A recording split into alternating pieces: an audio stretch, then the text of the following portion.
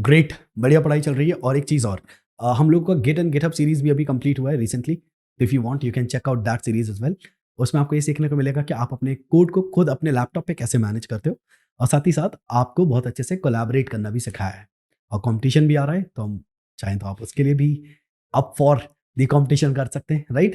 And ये दोनों चीज़ आप चेकआउट कर सकते हो। ये सीरीज़ गेटअप की है और ये वीडियो रीइमेजिन कॉम्पिटिशन की है। You can check these things out, right? चलो, चलते हैं फिर उसके बाद पढ़ाई करने। Let's go.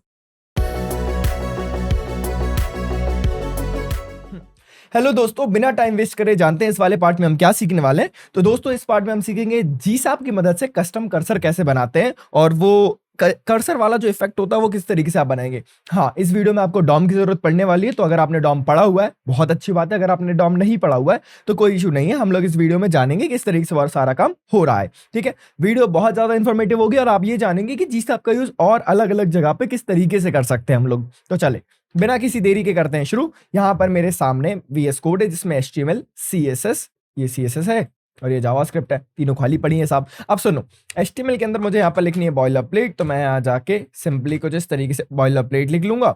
और ये बॉयलर प्लेट का मतलब तो हम समझाने बैठे नहीं है साहब, तो क्योंकि वो हम ऑलरेडी बता चुके हैं आपको, तो यहाँ जाके आप लिख लेना बॉयलर प्लेट और यहाँ जाके CSS, और CSS वाले पार्ट में CSS की बॉयलर प्लेट लिख लेना कुछ इस तरीके से। अगर आप जानना चाहते हो बॉयलर प्लेट का क्या मतलब है, तो मैं शॉर्ट्स के फॉर्म में उनको एक्सप्लेन कर दूंगा। HTML की भी, CSS की और जावास्क्रिप्ट की तो लिखनी जरूरी नहीं है। चलिए, तो यहां तक तो कोई इश्यू नहीं होगा। अब मैं यहां जाके कस्टम कर्सर बनाना चाहता हूं। अब आपको करना क्या है, यहां जाके आप एक डिव बनाते हैं, इसका नाम रख दिया आपने, मान लेते हैं अभी के लिए मैंने एक डिव बना दिया जिसका नाम मैंने रख दिया मेन, मान लेते हैं। ठीक है, अब यहां जाके काफी सारे लोग मुझे बोलते हैं कि अब जैसे मैं इसको ओपन करूंगा ना विद लाइव सर्वर, तो देखो मेरी थीम डार्क है लेकिन आउटपुट जो आएगा वो बिल्कुल एकदम व्हाइट सफेद आ रहा है। मैं चाहता हूं कि लोगों की आंखें खराब ना हो, इसलिए, नहीं तो तुम ही कमेंट में गालियां बकोगे, इसलिए मैंने कहा हाइट 100%, विड्थ 100% और बैकग्राउंड कलर मैंने यहाँ जाके दे दिया 111। तो जैसा कि आप देख सकते हैं हमको थोड़ा डार्क दिखाई दे लगा होगा, अब थोड़ा चीज़ें ठीक है। अच्छा सुनना, मैंने यहाँ जाके क्या कहा, मेरे पास मेन डिव के अंदर एक और डिव है जिसका नाम है कर्सर। आप इसको कहीं भी बना सकते हो, आप चाहे तो इसको यहाँ भी बना सकते हो, अलग भी बना सकते हो, कोई इशू नहीं है। मैंने इसके अंदर बना दिया। ये जो कर्सर नाम का मेरा डिव है, ये कैसा दिखता है वो देख लो आप ध्यान से। मैंने कहा कर्सर की हाइट रहेगी, मान लेते हैं 20 पिक्सल्स, विड्थ रहेगी 20 पिक्सल्स और बैकग्राउंड कलर रहेगा इसका white. As you can see बिल्कुल टॉप मोस्ट कॉर्नर पे जरा सा दिख रहा होगा, मैंने काफी ज्यादा जूम करा तब ये थोड़ा सा हमको बड़ा दिखाई दे रहा है, नहीं तो ये ओरिजिनल साइज में काफी ज्यादा छोटा है। ठीक है ना, समझ आ गया होगा आप लोगों को। अब मुझे करना क्या है वो सुनिए ध्यान से। मैंने यहाँ जाके कहा बॉर्डर रेडियस 50%, ये बॉर्डर्स पे से घूम जाएगा, तो ये हमारा बन के तैयार है कर्सर। अब सुनो करना क्या है, यहाँ जाके मुझे कहना है कि भाई साहब मैं script.js के अंदर आया हूँ। मैंने यहाँ जाके ये जो कर्सर वाला डिव है, एक गलती जो मोस्टली लोग करते हैं वो ये है कि यहाँ जाके मैं इसको दूंगा पोजीशन एब्सोल्यूट। इससे होगा ये कि मेरा एलिमेंट हवा में ही, मतलब कह सकते हो कि इजीली कहीं भी घूम सकता है। और पोजीशन एब्सोल्यूट की जगह इस बार मैं दे रहा हूँ पोजीशन फिक्स्ड।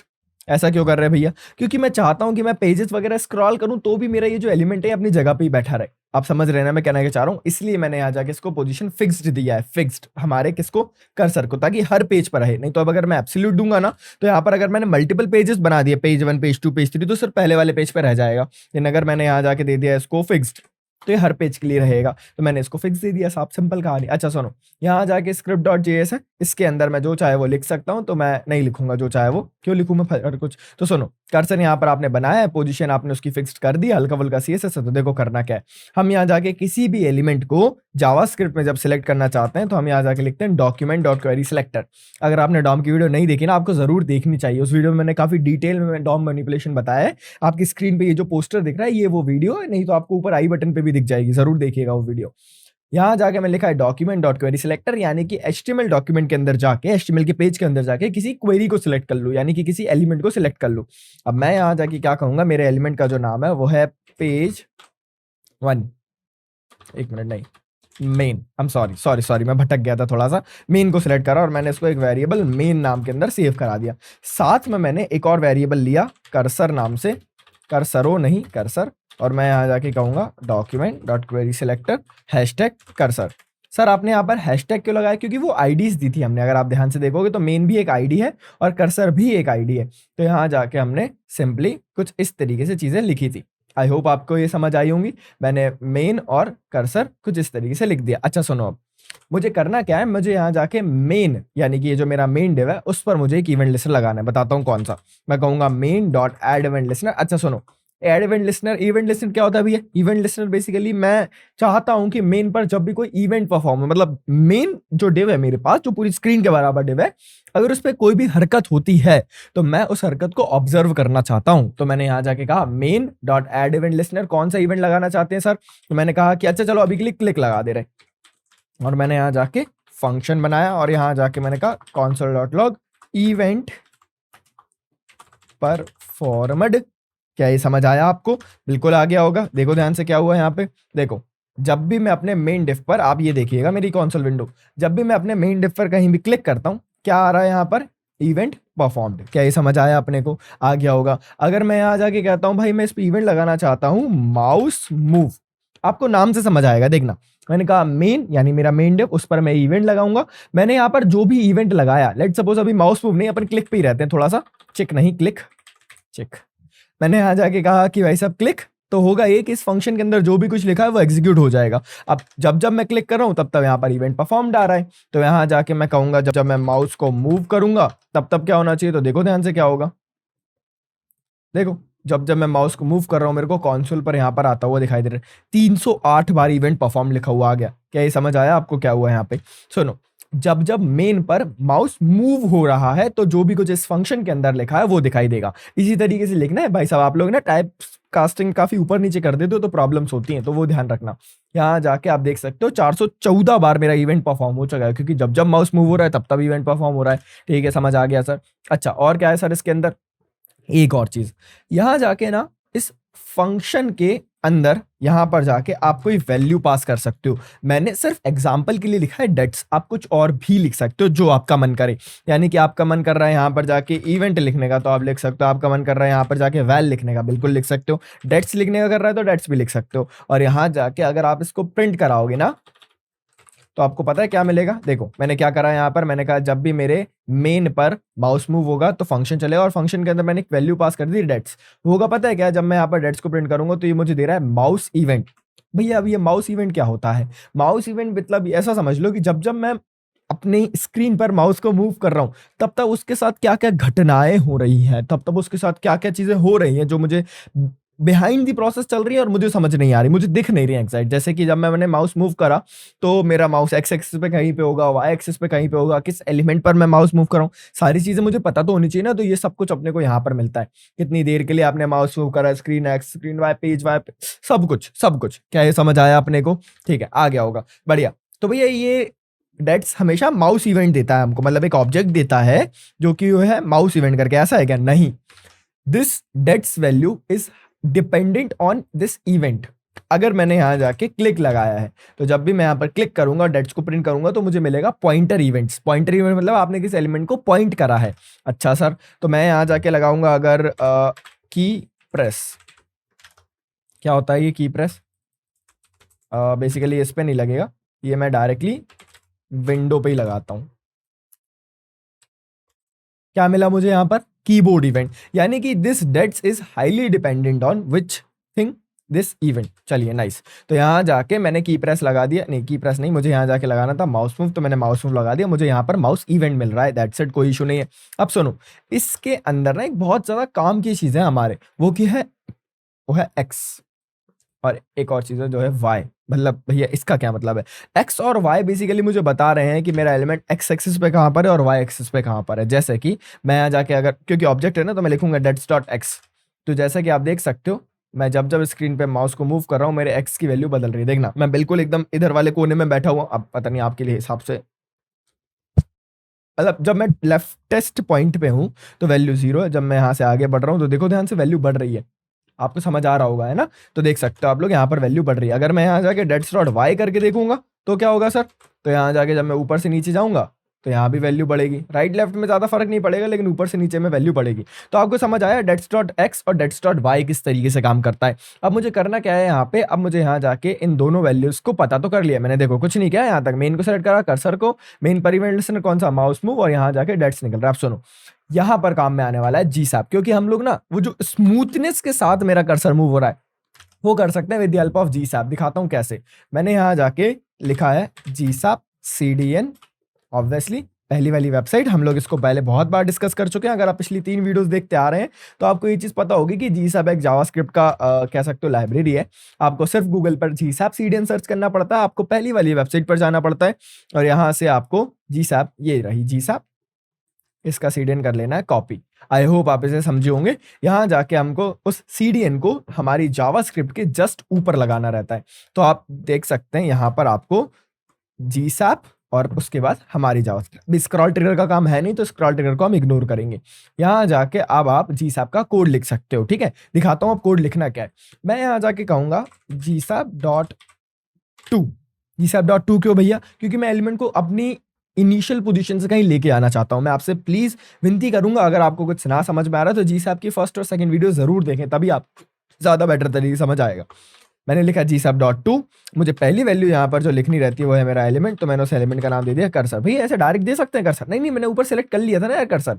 अगर मैं ये ऊपर वाली लाइन नहीं लिखता, मान लेते हैं, तो यहाँ जाके मुझे लिखना पड़ता #कर्सर, तो ये GSAP का सिलेक्टर बन जाता। तो हम ये भी कर सकते हैं, मैंने यहाँ जाके GSAP.2 लिखा और कर्सर, या फिर आप चाहो तो ऐसे भी कर सकते हो, कोई दिक्कत नहीं होगी। और साथ में कॉमा लगा के मैंने कहा सुनो, बहुत आसान काम है, डायरेक्टली लिख रहा हूँ, ज्यादा एक्सप्लेन करने की जरूरत नहीं है इसको। मैंने कहा भाई एक्स एक्सिस पे, एक्स एक्सिस मतलब एक्स एक्सिस पे आप चले जाओ। कहाँ चले जाओ? डेट्स.x पे। और y एक्सिस पे आप चले जाओ डेट्स.y पे। क्या ये समझ आया क्या हुआ यहाँ पे? मैंने कहा x एक्सिस पे चले जाओ डेट्स.x, y एक्सिस पे चले जाओ डेट्स.y। पता है क्या होगा यहाँ पे? ये देखो क्या होगा। समझ आ रहा है मैं कहना क्या चाह रहा हूँ? ये बेसिकली काफी छोटा है, अब दिखेगा ज्यादा अच्छे तरीके से। ये देखो, ये मुझे फॉलो कर रहा है और काफी ज्यादा स्मूथ है। आप समझ रहे हो ना? अगर आप चाहते हो इसकी स्मूथनेस और बढ़ाना तो कोई दिक्कत नहीं, आप यहाँ जाके दे सकते हो ड्यूरेशन 1 सेकेंड की दे दियो, तो मजा ही आ जाएगा। तो मतलब तो देखो क्या होगा, ये मुझे फॉलो तो करेगा पर काफी स्लो स्लो फॉलो कर रहा है। समझ आ रहा है ना? और जब मैं मूव कर रहा हूँ तो वो मैं कैसे समझाऊं इस चीज को? एक छोटा सा इफेक्ट, मतलब जैसे मैं, इसका शेप काफी चेंज सा होता हुआ दिख रहा है। देखो मैं खींच रहा हूँ तो इसको थोड़ा सा चेंज होता हुआ दिख रहा है। अच्छा लग रहा है इफेक्ट, मजाक से हट के अच्छा लग रहा है। और मैंने यहाँ पे किया क्या भैया, मेरे को समझ ही तो आया नहीं, तो देख लो ना जल्दी से। मैंने लिखा था GSAP, बस लास्ट टाइम एक्सप्लेन कर रहा हूँ, फिर आपको वीडियो में पीछे जाकर समझना पड़ेगा। GSAP.2 मैंने यहाँ जाके लिखा है कर्सर। डबल कोट में मत लिख देना क्योंकि ऊपर सिलेक्ट करा था, और अगर ऊपर सिलेक्ट नहीं करते तो लिख सकते थे। और कॉमा लगा के मैंने ओपन करा। मुझे यहाँ जाके कहना x से चले जाओ आप डेट्स.x पे, और y से चले जाओ आप डेट्स.y पे। एंड दैट्स इट, आपका काम हो चुका है। यहाँ जाके अब आपका वो कर्सर इफेक्ट बन चुका है। अगर आप इसको स्मूथ करना चाहते हो तो यहाँ जाके आप कह सकते हो ड्यूरेशन दे सकता हूँ मैं 1 सेकंड की या 2 सेकंड की, या जितना आपका मन करे, जैसी आपकी श्रद्धा वैसा कर सकते हो। और हाँ, एक और चीज कर सकते हैं हम यहाँ पे, उसका नाम है ईजिंग। ईजिंग क्या होता है भैया? ईजिंग बेसिकली होता है, आपको यहाँ जाके सर्च करना है GSAP ईजिंग। मैं चाहूँ तो आपको डायरेक्टली बता सकता हूँ, लेकिन जब आप यहाँ पर सर्च करोगे ना गूगल पे, और जब आप जाओगे पहली वेबसाइट पे, तब आपको समझ आएगा GSAP किस तरीके से हम यूज कर सकते हैं अच्छी चीजों को बनाने के लिए। तो देखो यहाँ पे मैंने लिखा है यहाँ पर GSAP ईजिंग। अब यहाँ पर आपके पास अलग अलग तरह की ईजिंग होती है। मतलब जब मैं एनिमेशन परफॉर्म कर रहा हूँ, एलिमेंट अपनी इनिशियल पोजीशन से फाइनल पोजीशन की तरफ जब जा रहा है ना, तो उसके जाने का ग्राफ कैसा है, मतलब कब वो तेज गया, कब वो स्लो गया। जैसे कि अब आप यहाँ पर देख सकते हो, मैंने लगाया है पावर 2 आउट, तो देखना स्टार्टिंग में काफी फास्ट, लेकिन फिर एंड में जाते जाते काफी ज्यादा स्लो। पावर 4 लगा दिया मैंने, स्टार्टिंग में काफी फास्ट, लेकिन एंड में जाते जाते बहुत ज्यादा स्लो। अगर मैंने यहाँ पे बैक लगाया तो देखो पहले आगे चला गया, फिर वापस अपनी जगह पर आया। समझ गए? यहाँ जाके मैंने लगा दिया लेट्स सपोज बाउंस, तो ये देखना, अरे भाई साहब, अच्छा जी, मैंने लगा दिया सर्क, तो ये सर्कुलर वे में जाएगा इस तरीके से घूमता हुआ। मैंने इलास्टिक लगा दिया, और रिसार्च, समझ आ रहा है ना? एक्सपो लगा दिया, तो एक्सपो मतलब वही पावर 4 और एक्सपो में थोड़ा सा ही अंतर होता है। एक्सपो थोड़ा और ज़्यादा लेट चलता है, काइंड ऑफ कह सकते हैं ना। और स्टेप्स लगा दिया, तो ठक ठक ठक ठक ठक ठक ठक साइन आउट। ठीक है, ठीक है, ठीक है, ठीक है, समझ आ रहा है ना? मैं यहाँ पर कौन सी लगाना चाहता हूँ, मैं यहाँ पर मैं ट्राई करना चाहता हूँ एक बार बैक कैसी लगेगी इस पर। तो सुनो करना क्या है, हमको यहाँ जाके लिखना है सिर्फ ईज, और मुझे यहाँ जाके कहना है back dot out. That's it. क्या मेरा काम हो गया? Let's try it out. हाँ हो गया ना? देखो जब मैं जा रहा हूँ तो वो एकदम से रुक नहीं रहा है। मैं दिखाता हूँ तुमको जूम करके, पहले थोड़ा सा आगे निकल रहा है वो। समझ आ रहा है ना? बहुत सारी तरह की ईजिंग है, अपने हिसाब से ईजिंग ट्राई करो और लगा के देख लो किस तरीके से लगाना है। और ना समझ में आए ईजिंग कैसे लगानी है तो नीचे यहाँ पे लिखा हुआ है, इन्होंने एग्जांपल के फॉर्म में लिखा हुआ है, आप जाके लगा सकते हो। ठीक है, बहुत सारे एग्जांपल्स हैं, तो ये एक बार ज़रूर ट्राई करना चाहिए हमको, और इससे हमारी स्मूथनेस काफ़ी ज़्यादा इंप्रूव होगी भाई साहब, मजाक से हट के काफ़ी ज़्यादा इंप्रूव होगी। आपको इसको ज़रूर एक बार ट्राई आउट करना चाहिए। ऑल राइट दोस्तों, कस्टम कर्सर तो हमसे बन गया, लेकिन ये काफ़ी जेनेरिक स्टफ है। मतलब ये कि इसको बनाने में हमको कोई बहुत ज़्यादा रॉकेट साइंस नहीं लगी है, काफ़ी आसान पड़ा है हमको बनाने में। अब जो बनाने वाला है उसमें ज़रूर आपको बहुत खतरनाक लेवल का मज़ा आने वाला है। तो चलो देखते हैं करना क्या है। यहाँ जाके मुझे करना ये है कि मैंने यहाँ जाके कहा कर्सर, यहाँ पर मेरा बना हुआ है। मैंने यहाँ जाके इस कर्सर को कहा कि यार भाई ठीक है, चलो आप हो तो अच्छी बात है, मैं इसको ऊपर भेज रहा हूँ, मैं मेन डिव के अंदर नहीं रख रहा, उसको तो कहीं भी बना सकते हैं अपन, है ना। अब मैंने यहाँ जाके क्या कहना है, मैंने यहाँ जाके कहना है कि इसके अंदर मेरे पास एक इमेज नाम का डिव है। इमेज नाम का डिव है जिसका नाम इमेज है। समझ आ रहा है ना क्या कह रहा हूं मैं? और यहां जाके मैंने कहना है हैशटैग इमेज जो है उसकी हाइट मैं w में दे रहा हूं, आप चाहो तो उसको जैसे चाहे वैसे दे सकते हो। तो जैसा कि आप देख सकते हो यहाँ जाके आपको एक इमेज डिव दिखाई देने वाला है जिसका बैकग्राउंड कलर मैंने रेड दे दिया है, कुछ इस तरीके से। यहाँ जाके मैंने उसका पैरेंट जो था कर्सर उसको दिया है display flex, align item center, justify content center, और यहाँ जाके मैंने इसकी विड्थ को कर दिया अराउंड 60 VW। तो जैसा कि आप देख सकते हैं ये कुछ इस तरीके का दिखाई देने लगेगा। कर्सर को मैंने क्यों दे दी, मैं माफ़ी चाहूँगा इस गलत काम के लिए मैंने जो किया अभी, लेकिन ये कुछ इस तरीके से सेंटर में आ जाएगा। क्या ये समझ आया अपने को कैसे हुआ? अब मुझे यहाँ जाके जाना है च्यवनप्राश.com पे, आई एम सॉरी unsplash.com पे, और यहाँ पर अपने को चाहिए एक इमेज। तो मुझे ये काफ़ी ठीक ठाक इमेज लग रही है, मैं इसके साथ जाना चाहूँगा। मुझे ज़्यादा ढूंढने वूढने में टाइम वेस्ट करना नहीं है, तो मैं कहूँगा सीधा कॉपी इमेज एड्रेस, और यहाँ जाके मैं कहूँगा अरे यार मेरे को थोड़ी सी ना डार्क इमेज मिल जाती ना तो ज़्यादा अच्छा रहता। मतलब ये भी अच्छी इमेज है, मैं जल्दी से एक अच्छी इमेज ढूंढ के लाता हूँ, है ना। हाँ जी, मुझे ये वाली इमेज काफ़ी अच्छी लगी तो मैंने कहा है कॉपी इमेज एड्रेस। मैंने ज़्यादा टाइम लगाया नहीं क्योंकि मैं काफ़ी जल्दी में हूँ, क्योंकि मुझे बहुत ज़्यादा वीडियोस बनानी है आप लोगों के लिए। बैकग्राउंड पोजीशन मैंने यहाँ जाके दे दिया है सेंटर, तो यहाँ पे हमको एक इमेज लगी हुई दिख जाएगी। यहाँ पे अपने को बैकग्राउंड साइज भी देना चाहिए, क्या देना चाहिए बताओ? Cover. I I I I hope आप इसे समझे होंगे किस तरीके से ये हुआ है। अब मुझे आगे जाके करना क्या है, मैं यहाँ पर जाऊँगा जावास्क्रिप्ट में, इस तरीके से मेरी चीज़ें लिखी हुई हैं। मैं यहाँ जाके एक और चीज़ को सिलेक्ट करना चाहता हूँ, वो है मेरा इमेज नाम का डिव। मैंने यहाँ जाके लिखा है हैशटैग इमेज, अरे ऐसा नहीं सॉरी, मैं यहाँ जाके लिखूँगा डॉक्यूमेंट डॉट क्वेरी सिलेक्टर, मैंने लिख दिया है हैशटैग इमेज। आई होप आप इसे समझे होंगे, है ना। मैंने यहाँ जाके इसको एक वेरिएबल इमेज डिव के अंदर कर लिया सेव। ये समझ आया क्या हुआ? यहाँ पे एक इमेज नाम का डिव बनाया था भैया आपने, और उसके अंदर आपने यहाँ जाके इमेज के अंदर आपने यहाँ जाके कुछ इस तरीके से चीज़ें लिख दी। ये समझ आई गया हमको, कोई दिक्कत ही नहीं है, बहुत बढ़िया मेरे भाइयों। अब यहाँ जाके अब हमको करना क्या है वो सुनो ध्यान से। मैं कहूँगा image div dot add event listener, और मैंने यहाँ जाके इवेंट से लगाया कौन सा? क्लिक। क्लिक, हाँ क्लिक लगा रहा हूँ अभी के लिए। Function console dot log hello control shift I, और जैसे ही मैं यहाँ जाके ठीक है, जैसे मैं यहाँ जाके क्लिक करूंगा मेरे को हे दिखाई दे रहा है। ठीक है, मुझे यहाँ जाके क्या कहना चाहिए, मुझे यहाँ जाके इसके अंदर हे लिखा हुआ, हे की जगह और मेरे को क्लिक की जगह लगाना है माउस एंटर। आप इसे समझ रहे होंगे राइट। मैंने कहा जब भी मेरे इमेज डिफ पर माउस एंटर होगा तब हे चलना चाहिए। तो जैसे मैं यहाँ पर माउस लेके जाता हूँ, हे चल रहा है साहब। ठीक है, मैंने कहा जैसे ही माउस एंटर होगा एक काम करना छोटा सा, पूछो क्या? मैंने कहा gsap.to, और मैंने यहाँ जाके दे दिया है मेरा वापस से कर्सर वाला डिव, और मैंने यहाँ जाके कहा कि भाई मैं अपने कर्सर वाले डिव का स्केल कर दूंगा 2।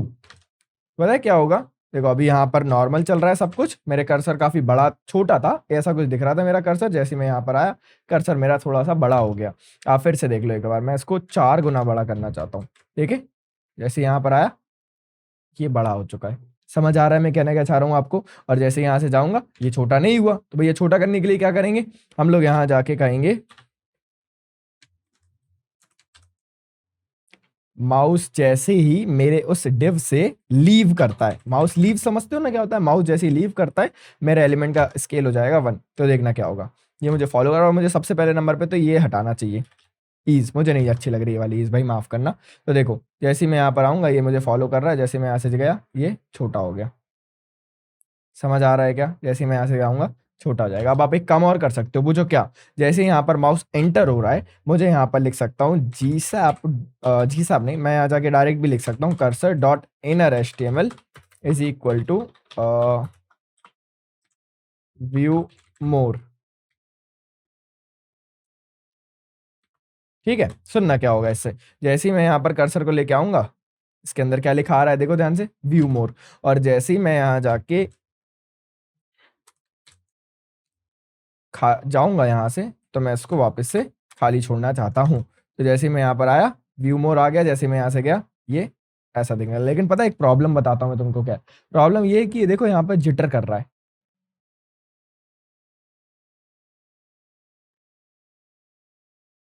आप समझ रहे हो मैं कहना क्या चाह रहा हूँ? ये सबसे बड़ी प्रॉब्लम है। इसको कैसे हैंडल करें वो समझते हैं। आ जाओ जल्दी से देखते हैं करना क्या है। यहाँ जाके आपने इमेज वाला डिव बनाया है और यहाँ जाके आपने CSS के अंदर कुछ इस तरीके से उसका कोड लिखा है। अब देखना समझना हो क्या रहा है यहाँ पे। थोड़ा-सा दिमाग ज़रूर लगेगा लेकिन मेरी बात समझने की कोशिश करना, ठीक है? ऑलराइट, तो वो जिटर इफेक्ट आ रहा था और उसके लिए हमें ओवरले लगाना है। तो यहाँ आ जाओ जल्दी से घूम के आके, मैं आपको बताता हूँ यहाँ पर किस तरीके से हम वो इफेक्ट बना सकते हैं। देख सकते हो यहाँ पर आपके सामने एक व्हाइट स्क्रीन है, थोड़ा-सा और ज़ूम ले लेना आकाश। बहुत बढ़िया। चलिए, तो मान लेते हैं कि ये मेरी उँगली कर्सर है, तो मैं इसको पूरी स्क्रीन पे मूव करवा पा रहा हूँ और मान लेते हैं कि ये एक ईयरबड की डिब्बी जो है वो मेरे साथ मूव कर रही है, कर्सर नाम का डिव है। तो जब मैं यहाँ पे कहीं भी जा रहा हूँ, ये मेरे साथ में मूव कर रही है। अब एक चीज़ समझिएगा, मैंने कहा कि मान लेते हैं ये कोई एलिमेंट है, इस पर मैं जैसे ही आऊँगा, मेरे कह सकते हो कि ये कर्सर की बटन खुलनी चाहिए। लेट्स सपोज़ ये ओपन होना चाहिए, कुछ इस तरीके से। तो यहाँ पर मैं जैसे ही आया, ये मेरे पास यहाँ पर आया और ये बड़ा हो गया। अब दिक्कत क्या हुई, ये बड़ा हो गया, तो जब ये मेरे पीछे चल रहा था और जब ये बड़ा हुआ तो मैं इसके ऊपर आ गया, तो ऑटोमेटिकली माउस लीव चल गया। आप समझना, मैं जब यहाँ तक आया था तो ये मेरे पीछे था, मैं यहाँ पर हूँ अभी, लेकिन जैसे ही यहाँ पर मैं आया ये डिव बड़ा हो गया। यही हमारे कोड में हो रहा है, आप देखोगे तो समझ जाओगे। तो जैसे ही बड़ा हुआ ऑटोमेटिकली माउस लीव चल गया, तो ये बंद हो गया। तो वो जिटर इफेक्ट आ रहा था, तो इसलिए मैंने यहाँ पे क्या करा, एक ओवरले नाम का डिव है, यहाँ पर अभी ट्रांसपेरेंट नहीं है लेकिन वो ट्रांसपेरेंट है। होता क्या है कि जैसे ही मैं यहाँ पर आता हूँ, वापस से मैं सेम चीज करता हूँ। अब मैं यहाँ पर आता हूँ और मेरे साथ में जो मेरा ये वाला डिव था, इसका Z इंडेक्स इससे कम है। तो जब मैं यहाँ पर जाता हूँ तो ऑटोमेटिकली माउस लीव नहीं चलता और ये ट्रांसपेरेंट रहेगा, तो मुझे पता नहीं चलेगा एग्जैक्टली वहाँ पे हो क्या रहा है। तो अब आप कोड में देखेंगे तब आपको ज्यादा अच्छे से समझ आएगा। हो ये रहा है, हमने एक ओवरले नाम की परत चढ़ा दी है जिससे होता ये जो कि ट्रांसपेरेंट ऑब्वियसली, और उसका Z इंडेक्स मेरे कर्सर के Z इंडेक्स से ज्यादा है। इस वजह से मुझे बहुत प्यारा इफेक्ट वहां पर दिखाई देता है। कोड में चल के देखो, बहुत प्यारे तरीके से समझ में आएगा आपको। Let's go. ऑलराइट, तो अब आप प्रॉब्लम समझ गए। प्रॉब्लम क्या हो रही है? प्रॉब्लम ये हो रही है कि हमारा जो कर्सर नाम का ये जो डिव है, ये हमारे उस एलिमेंट के बीच में आ रहा है। ये समझ रहे हैं ना आप लोग, ये प्रॉब्लम क्या हो रही है? तो इसको सॉल्व करने के लिए हमारे पास एक सॉल्यूशन है। पूछिए क्या? मैंने यहाँ जाके सबसे पहले तो एक इमेज डिव बनाया और ये जो इमेज मैंने बैकग्राउंड में लगानी थी, इसको मैंने करा कट और यहाँ ले जाके मैंने कर दिया इसको यहाँ पर पेस्ट। साथ में मुझे एक चीज और करनी चाहिए, मुझे यहाँ से फिर ये वाली प्रॉपर्टीज हटा देनी चाहिए, सारी प्रॉपर्टीज, और मुझे यहाँ जाके कहना चाहिए हैशटैग इमेज के अंदर जो इमेज है। क्या ये समझे आप मैंने क्या लिखा? और मैंने कहा है हाइट 100% और विड्थ 100%। आई होप आप इसे समझे होंगे। तो यहाँ पर जाके क्या होगा, यहाँ पर जाके आपके पास इमेज डिव के अंदर यहाँ पर कुछ इस तरीके से, और यहाँ से शुरू होता है मेन कॉन्सेप्ट। यहाँ पर मैं एक डिव बनाऊंगा जिसका नाम मैं रख रहा हूँ ओवरले। क्या नाम है इस डिव का? ओवरले, बिल्कुल। यहाँ जाके आपने इमेज लगा ली थी। अब आप देखोगे अगर एक बार जाके तो आपकी इमेज कुछ ऐसे दिख रही, थोड़ी सी श्रिंक हो गई है मेरी इमेज। तो यहाँ पर मैं कहूंगा ऑब्जेक्ट फिट कवर, तो ये ढंग से कवर कर लेगी इमेज को। एक चीज और मुझे जो करनी चाहिए वो ये है कि मैंने जो कर्सर था इसके अंदर मैंने कहा है कि आपके एलिमेंट का फॉन्ट साइज 10 पिक्सल्स रहेगा या फिर 5 पिक्सल्स, और display flex align item center justify content center, justify content no center, text align centre.